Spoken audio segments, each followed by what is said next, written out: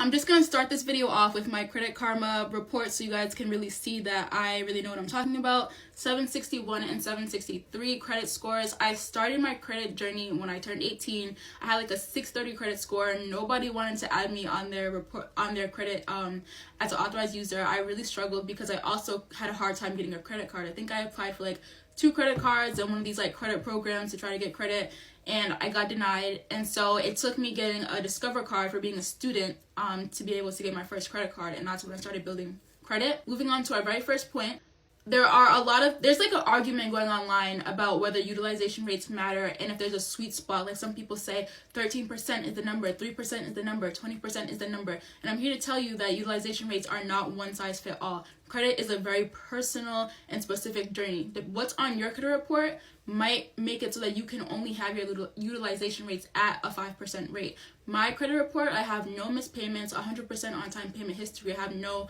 negative marks on my credit. So I personally keep my utilization rates percentage at 20%, and my credit score still increases every single month. If you have missed payments, you have late payments, you have a negative history with your credit bureaus because you just had like a rough patch or something happen, you might only have the ability to keep your utilization rates at 5%. I have the luxury of keeping it at whatever I want and still having my credit score increase because I've shown the bureaus that I'm responsible, that I got this. If I take money out with my credit card, it'll be put back. So that's what I'm going to say about that. And keeping your credit utilization low does not guarantee your credit score will increase. That's probably why you're on this video. You're like, I've kept my credit utilization percent at 5% every single month. I pay it back as soon as it posts and my credit score will not increase. And that's because you need to be using your credit card if you want your credit limit to increase. So when I first got my Discover card, I had that mentality. I was like, okay, I'm only going to buy one thing a month with my credit card. I'm only going to buy a Snickers bar every single month with my credit card. And your credit is not going to increase because you're not showing the credit bureaus that you can manage your credit. So if someone gives you $1,000 and you just don't touch it, it's not proving that you can pay it back because you never used it. So if you want them to give you more money, you need to use the money that they're giving you in the first place. It wasn't until that I started actually carrying a balance on my credit card, as bad as that may sound, that my credit score started to increase, and it started to increase by a lot. Now, I don't always do that. You know, I do recommend you paying your credit card off in full every month. But in the event that you don't freak out. Your credit score usually will not dramatically decrease if you have like a $20 balance left over. I'm not saying use half your credit limit and take 10 years to pay it back. Don't do that. But if you like leave a $5 balance to carry over for a month, that might actually benefit you in a positive way.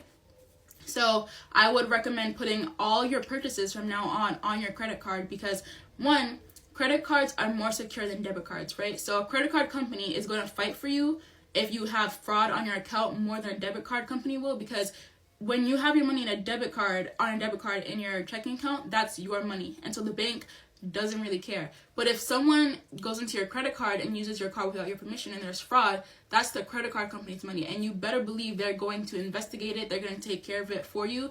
Most of the time, that's how it is with Discover. And I also have American Express cards, and they're pretty good about that. So if you're looking to get a card, I'll leave those links in the description box. So definitely start using your credit card for every single thing you buy. And make sure you are not paying it off immediately after the payment posts. So I used to do that, and I know people who do that. Like, okay, so I bought gas, and as soon as it posts, I'm going to pay it off. Let it go until your payment date so that you have some, like, history sitting on your account. You can't just, like, buy $20, pay it off, buy $10 the next day, pay it off. Let that $50 or whatever, how much, sit until your payment date so that the credit bureaus can see that you're, like, you look a little suspect when you do all that. So just, you know, loosen up and it's going to be okay.